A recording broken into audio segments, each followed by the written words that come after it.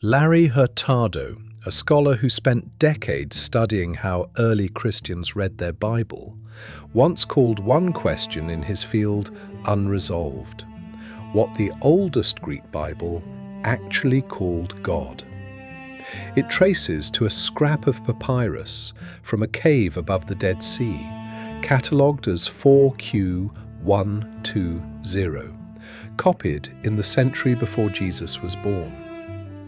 On 2 lines of the book of Leviticus, where every Bible printed since reads, "the Lord," this fragment writes something else. It writes the name. The object itself is unglamorous, which is part of why it took so long to become famous, even among specialists. Cave 4 at Qumran was found in August of 1952 and excavated within weeks by Gerald Lancaster Harding, Roland DeVoe and Joseph Milik, working through a season that produced tens of thousands of fragments from hundreds of different scrolls. Among them, in far worse condition than most, was a scroll of Greek Leviticus. Today, it survives as 97 separate pieces.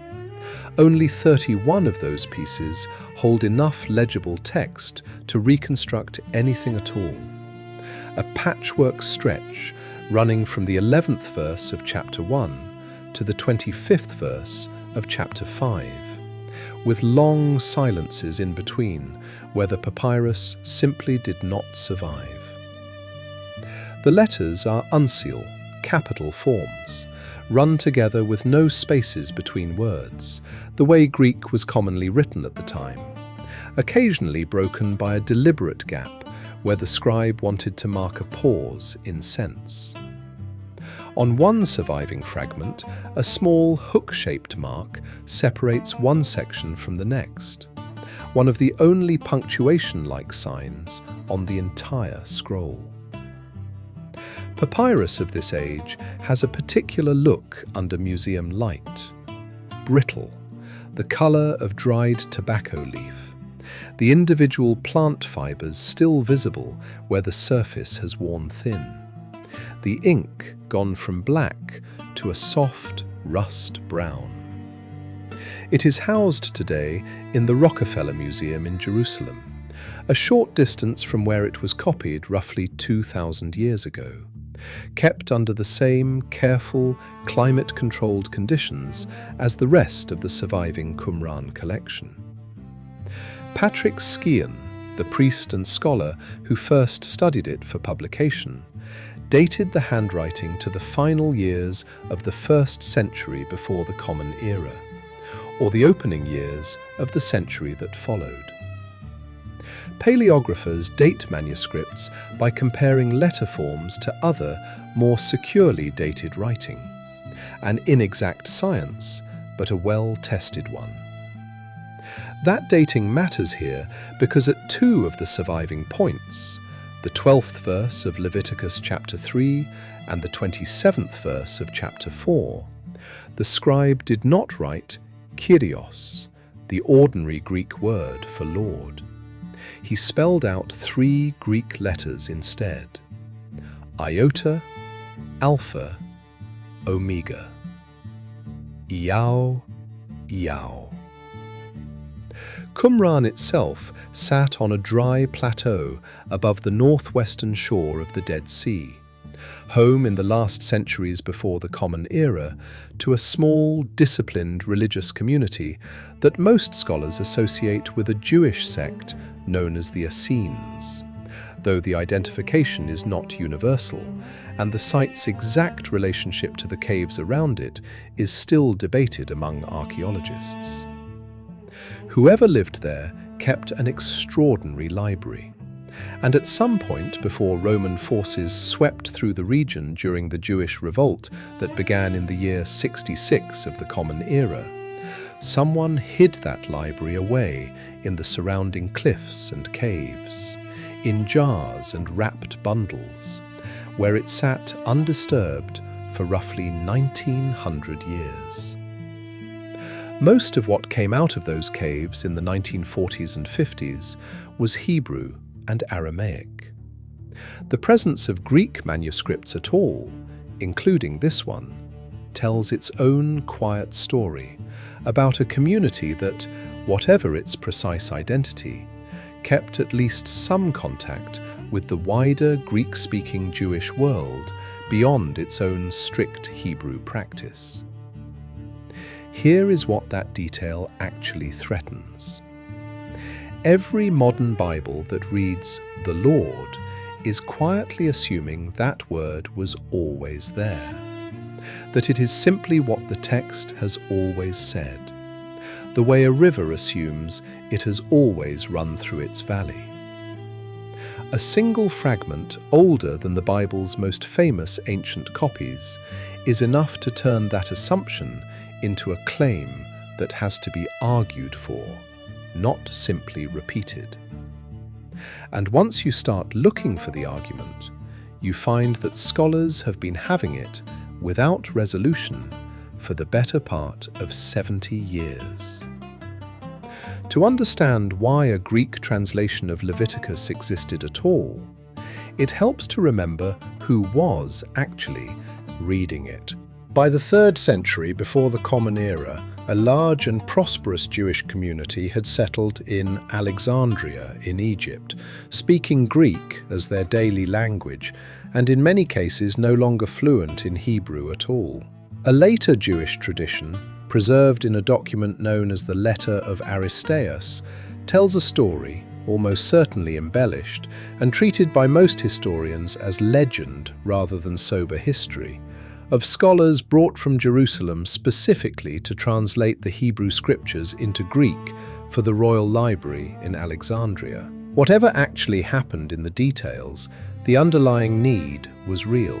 Greek-speaking Jewish communities across the Eastern Mediterranean needed their scriptures in a language they could understand, and the translators doing that work had to make thousands of individual choices, verse by verse, about how to carry meaning across that gap. The divine name was one of those choices, and it may have been among the hardest, since the entire point of the name in Jewish tradition was that it was not meant to be spoken casually at all. What every modern reader inherits, usually without knowing it, is a printed tradition built on manuscripts several centuries younger than this fragment. The great codices that anchor nearly every study Bible, every seminary textbook, every translation committee meeting for the last several hundred years, Vaticanus, Sinaiticus, Alexandrinus, all date from the 4th century of the Common Era, produced roughly 400 years after 4Q120 was copied. All three read Kyrios at these exact points in Leviticus. For most of the history of biblical scholarship, that was simply the evidence available. Nobody had anything meaningfully older to compare it against, so nobody had reason to ask whether Kyrios had always been the answer, or had simply become the only answer anyone could still see. Christian scribes of that later period had also developed a specific habit for words they considered sacred. Names like God, Lord, and Jesus were routinely abbreviated in Greek manuscripts, shortened to their first and last letters with a small line drawn above them, a scribal convention modern scholars call the nomina sacra.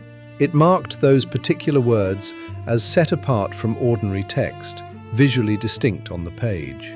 Kyrios, by the 4th century, had become one of them, folded into a system of sacred abbreviation that had no equivalent for a transliterated name like Iao. Once a word is treated that way, flagged as holy, copied with reverence, repeated in every subsequent manuscript, it becomes very difficult to imagine that the text had ever said anything else. Sound familiar? The same thing happens with far more mundane texts than Scripture. A translation choice, a house style, a single early decision gets repeated so consistently by everyone who comes after that within a few generations, nobody working with the text even remembers there was ever a decision to make. Notice what's missing from that inheritance. Nobody voted on it. No council issued a decree explaining a decision to render the divine name as Lord rather than transliterated. It simply became the default, copied forward by scribe after scribe across 4 centuries, until forgetting that it had ever been a choice was easier than remembering that it had been one. That is the actual mechanism at stake here, not a conspiracy, something quieter and in some ways more unsettling. An editorial habit, repeated long enough and reproduced by enough hands, stops looking like a habit and starts looking like the truth. By the time anyone thought to check whether it had always been that way, the only evidence available was evidence that already assumed the answer. The scribes at Qumran itself did not agree with each other on how to handle the name, which is a detail that rarely makes it into popular retellings of this story. Different scrolls found in the very same caves treat the divine name in at least 3 different ways. Some write it in an older, boxier alphabet called Paleo-Hebrew, dropped into the middle of an otherwise ordinary square script Hebrew text, so that the name visually stands apart from every other word around it. A scroll of the 12 prophets found nearby at Nahal Hever does exactly this. Others write the name in the regular square Hebrew script used for everything else. Still others avoid writing it altogether, marking its place with 4 dots instead, a silence where a name should be. Scholars, including Hartmut Stegemann and Patrick Skian, both documented this same pattern of avoidance across the Qumran corpus, working independently and reaching compatible conclusions about how varied the practice actually was. This wasn't the first time a religious community disagreed with itself about how sacred a particular word was, and it would not be the last. But it is worth sitting with what the disagreement means specifically for 4Q120. If the scribes copying Hebrew scrolls in these same caves, probably within the same general decades, could not settle on one single method for handling this name, there is no strong reason to expect that the Greek translators working alongside them, or before them, had settled on one method either. The tidy story, one original choice, later corrupted by careless or dishonest copyists, may be tidier than the surviving evidence actually allows. Here's what that instability threatens. Any account of the Bible's history that leans on the idea of an unbroken, single, authoritative textual tradition, unchanged from the moment of translation until the printing press made copying obsolete, has to explain away this variation or quietly ignore it. The variation does not care which side of the modern debate you favor. It simply sits there in the manuscripts, undermining the comfort of a clean line running back to one true original for every camp equally. This question reaches further than one book of the Hebrew Bible. The writers of the New Testament, working entirely in Greek, quoted their scripture from the Septuagint far more often than from any Hebrew source, since Greek was the shared language of the early Christian movement across the Roman world. Every time one of those writers quotes a psalm or a prophet that mentions Kyrios, a live question sits underneath the quotation. Was that writer reading a text that already said, Lord, the way virtually every surviving early Christian manuscript does, or was an earlier layer, closer to 4Q120's own moment, saying something else? The stakes of this argument are not confined to one Old Testament book about ritual sacrifice. They reach into how the entire Greek Bible used by the first Christians is understood to have sounded before any of the manuscripts we now possess were copied. Piecing together evidence this fragmentary was, and still is, slow, unglamorous work. In the decades after the Cave 4 discoveries, the small international team assigned to publish the material worked largely from black and white photographs laid out across tables in Jerusalem, matching torn edges, papyrus fiber patterns, and letter shapes across scraps that in some cases were smaller than a fingernail. Assembling 31 readable fragments out of 97 surviving pieces was not a single afternoon's revelation. It was years of comparison, revision, and disagreement among the scholars doing the work, long before the wider debate over what those fragments actually meant could even begin. That brings us to the argument itself, which has now run for the better part of 7 decades between 3 positions and shows no sign of resolving. The first position holds that some non-Kyrios form, either IAW itself or the tetragrammaton written out in Hebrew letters inside the Greek text, was the original choice, and that Kyrios was substituted in later, most likely by Christian scribes copying for Christian congregations who had no attachment to the Hebrew name and every reason to prefer a title they already used liturgically. Patrick Skian argued this position in a paper published in 1980, building on earlier work from 1957. Hartmut Stegemann had proposed a version of the same conclusion as early as 1969. Emmanuel Tov, longtime editor-in-chief of the entire Dead Sea Scrolls publication project, has written that this papyrus likely represents an early version of Greek scripture that predates the whole later manuscript tradition, meaning that whatever it says is probably closer to the beginning of the translation's history than anything that came after it. George Howard made a related argument specifically for the Hebrew letter version of the name. Skian went further still, suggesting that the Septuagint's translators may have used IAW consistently in the 5 books of the Torah, while using Kyrios in the later prophetic books to render both the divine name and the separate Hebrew word for Lord that was traditionally substituted for it aloud. 2 different translation strategies for 2 different parts of Scripture, rather than one uniform rule applied everywhere. The second position holds close to the opposite. Albert Pietersma argued in 1984 that Kyrios was the translator's own choice from the very start, a theological decision, not an accident of transmission, and that the Hebrew letter and IAW forms found in some manuscripts represent secondary foreign intrusions into an already settled Kyrios tradition. Martin Rosel, a professor at the University of Rostock, reached a closely related conclusion in a 2007 paper and has restated it since, most recently in 2018. In his reading, the translators chose Lord as an appropriate rendering of the divine name from the very outset, shaped by their own theological considerations about how such a name should be represented, and later insertions of the Hebrew or transliterated name into some copies are not original to that first translation. Here's what's genuinely strange about the second position, and it is worth pausing on this before moving to the third. Pietersma, the strongest voice for Kyrios as the original choice, does not actually explain away 4Q120 itself.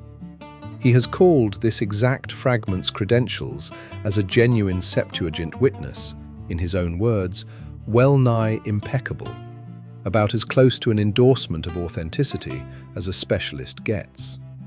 And then he offers no account of why an impeccable, genuinely early witness happens to carry a reading that his own broader theory says should not be there. That gap sits quietly in the middle of one of the field's most influential papers, unresolved decades later. And there is a third position, less tidy than either of the first 2, which argues that the entire search for one single original answer may be the wrong question to be asking. Robert Wilkinson, in a 2015 study, called 4Q120 an irreproachably genuine witness to the Septuagint that shows no sign of having been reworked toward the Hebrew text. In other words, exactly what an early, faithful translation should look like on its own terms. Frank Shaw, whose research focused specifically on the non-mystical Jewish use of Iao in the centuries before and after Jesus, went further still. He described the arguments made by scholars on both of the first two sides as inconsistent and contradictory, and argued that any theory proposing a single original form of the divine name across the whole Septuagint tradition rests on an oversimplified assumption that ancient practice may simply have varied from translator to translator, from community to community, with no single form that everyone once used before somebody changed it. Even the exact sound behind those three Greek letters is not fully settled. Was it meant to represent two syllables, iao, or three, iaho, closer to the Hebrew original? Jerome, writing centuries later in the 4th century of the Common Era, mentions both forms without settling on one himself, which tells you that even a scholar with direct access to Hebrew-speaking informants and older manuscripts than we now possess still found the question genuinely open in his own time. There is a second, quieter disagreement running underneath the main one, and it involves two of the very scholars already named. Scion, arguing for Iao as the original divine name, also believed the manuscript as a whole had been considerably reworked to bring its wording and word order closer to the Hebrew consonantal text. Closer, in his phrase, than almost any other Septuagint witness he had examined. Wilkinson, decades later, argued the opposite about the very same fragment, that it showed no trace whatsoever of having been subsequently adjusted toward the Hebrew, and stood as an unusually pure, untouched Septuagint text in its own right. Notice what that means. These are not simply two camps split down one line. Scholars agree with each other on some points and disagree sharply on others, in combinations that do not sort neatly into two opposing teams at all. If you ask me, that third position is the most honest one currently on the table, and also the least satisfying to a listener who wants a clean resolution by the end of a video. Here's what I think is actually happening in this debate. Three groups of serious, credentialed people have read the same handful of surviving fragments and reached three different conclusions, and the disagreement has now outlasted the careers of most of the scholars who started it. That alone tells you something about how thin the physical evidence actually is, stretched across a question this large and this old. It is worth pausing here, because a story like this one tends to get told in one of two unhelpful ways. Either the ancient scribes get cast as gatekeepers who deliberately buried a secret name to protect their own institutional authority, or the whole question gets waved off as a technicality that only mildly interests specialists in a university basement somewhere. Neither framing survives contact with the actual scholarship. The people arguing this case, on every side of it, are working from genuine reverence for the text, not from any desire to undermine it. A translator working in Alexandria or Jerusalem in the 3rd or 2nd century before the Common Era, choosing how to render an unpronounceable 4-letter name into a foreign alphabet, was making a reasonable decision under real linguistic and religious constraints, not committing a cover-up and not performing an act of vandalism. Whatever this fragment ultimately turns out to mean, engaging with its history honestly does not require abandoning either the sacredness of the text for people who hold it sacred, or the honesty of studying its transmission for people who study it. Those two commitments have coexisted in this particular field for a very long time, held simultaneously by scholars who are themselves people of faith. Patrick Scion was an ordained priest for his entire scholarly career. Whether the earliest Greek Bible said Yahweh or Kyrios changes nothing about whether the God being named is real, or whether the text pointing toward that God deserves to be taken seriously.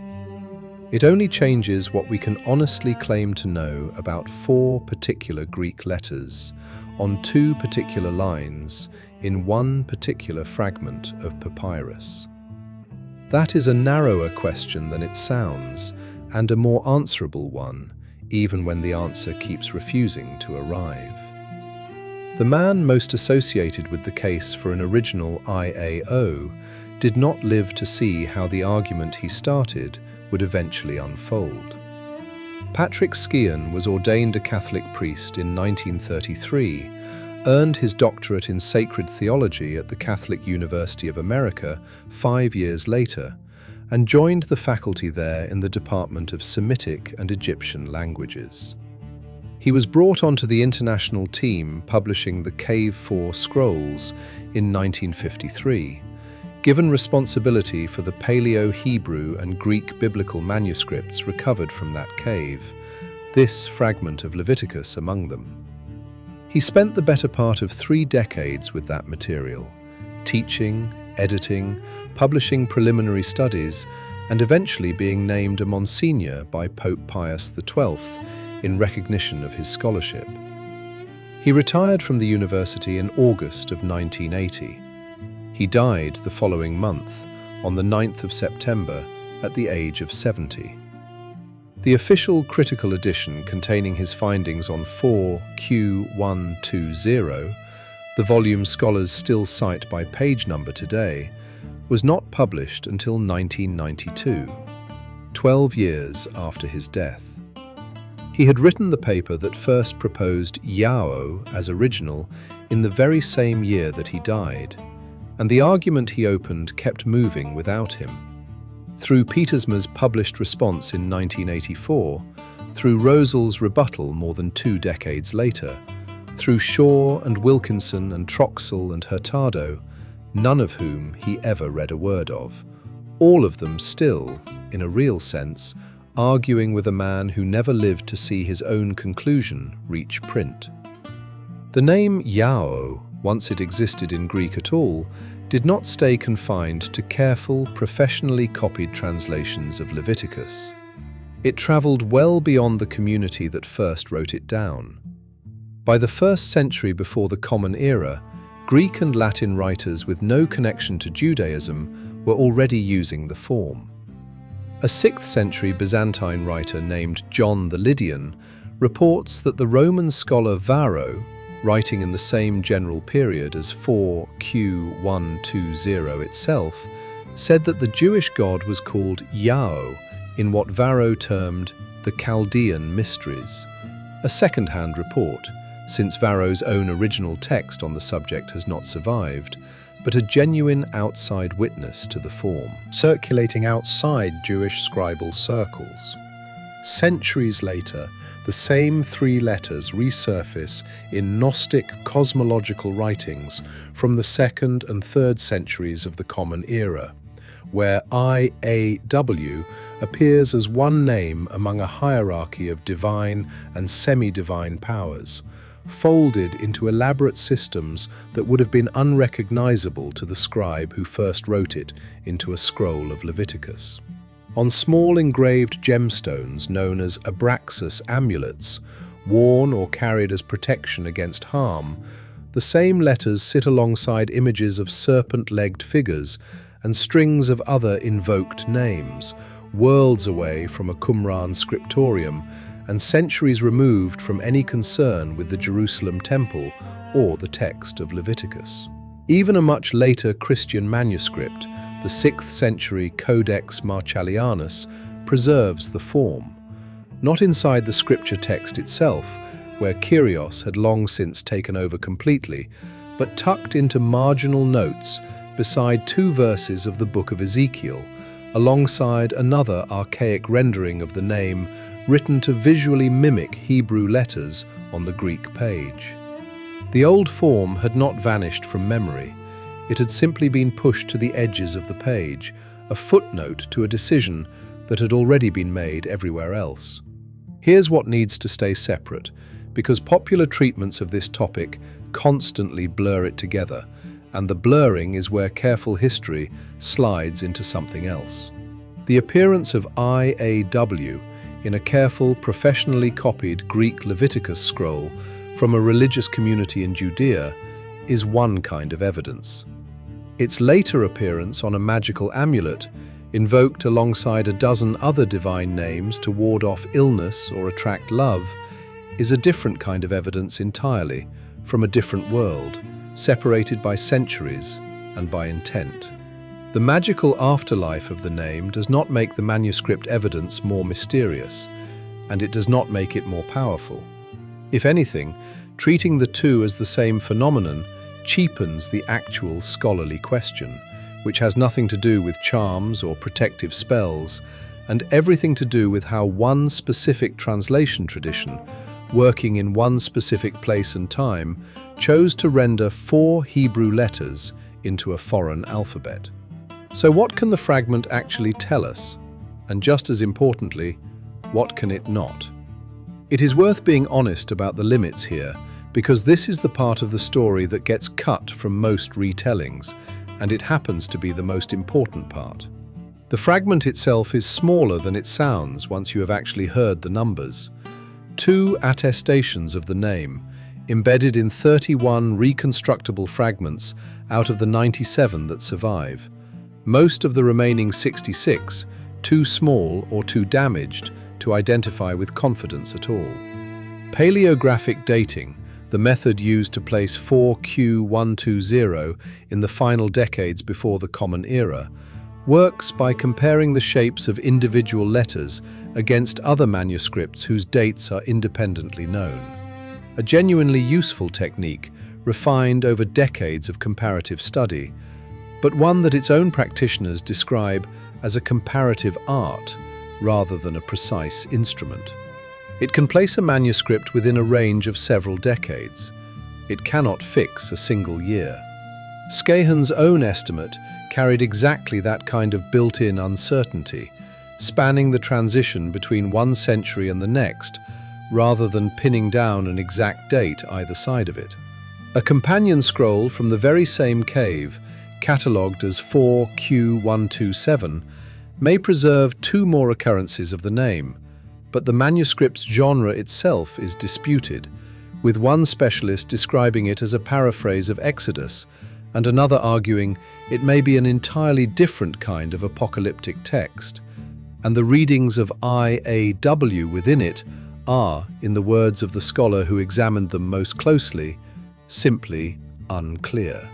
2 other Greek fragments from the same general find sit alongside 4Q120 without quite joining its argument.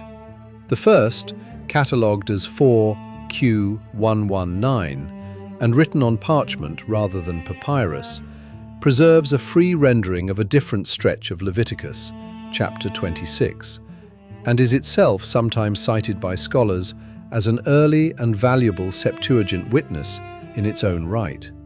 But the text that survives on it never reaches a verse where the divine name would appear at all, so it can neither confirm nor contradict what 4Q120 shows. The second, catalogued as 4Q122, an even smaller scrap of Deuteronomy from the 2nd century before the Common Era, suffers the same limitation. Both sit in the same museum drawers as 4Q120, both come from the same general place and period, and neither can be enlisted as evidence on either side of this particular question, however tempting that might be for anyone building a case. Look at the pattern across this entire field, and it holds steady every time. Whenever a position in this debate hardens into apparent certainty, another credentialed scholar finds the crack running through it. Pietersma's confidence in Kyrios collides with his own admission that 4Q120 is impeccably genuine.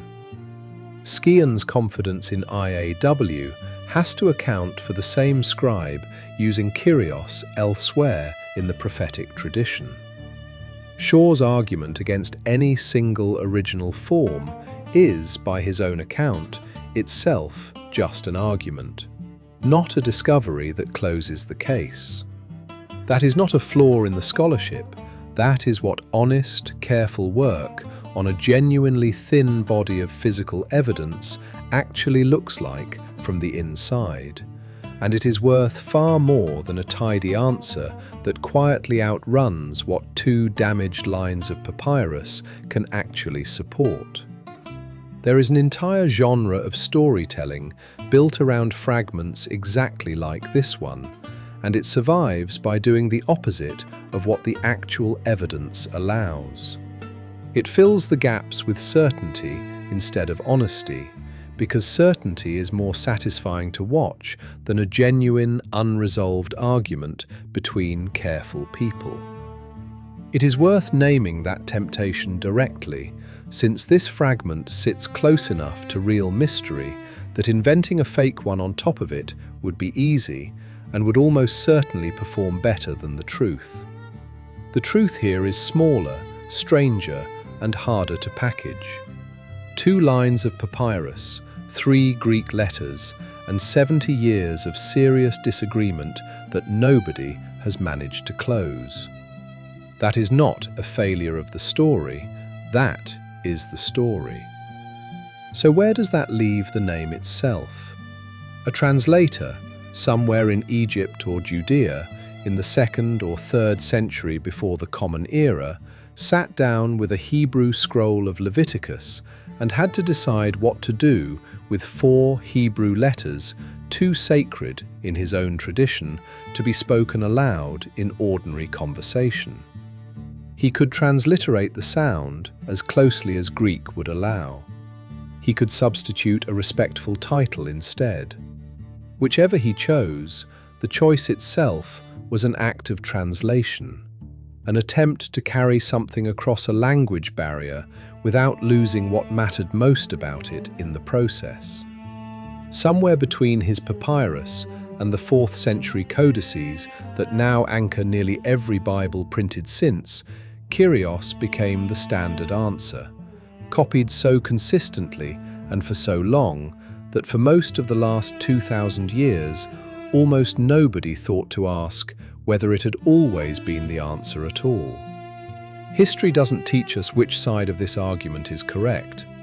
Nobody currently alive is in a position to say that with certainty, and anyone who tells you otherwise is selling more confidence than 2 damaged lines of papyrus can actually buy.